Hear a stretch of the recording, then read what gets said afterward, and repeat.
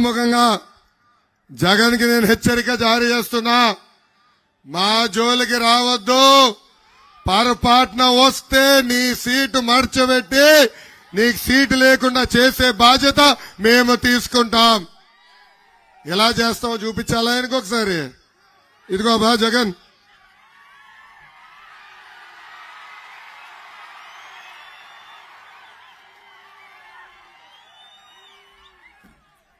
ఏమ్మా రెడీనా?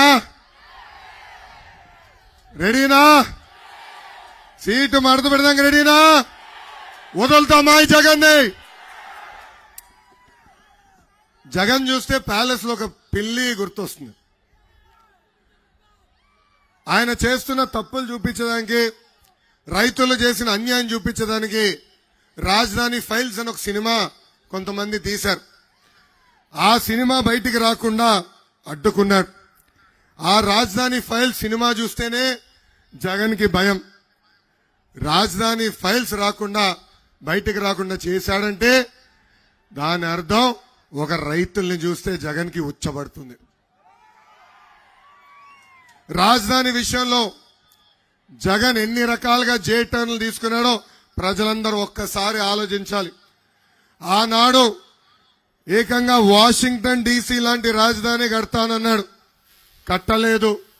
కనీసం 30,000 ఎకరాలు ఉన్న ప్రాంతాన్ని రాజధాని చేయాలని మాట చెప్పిన వ్యక్తి ఈ జగన్.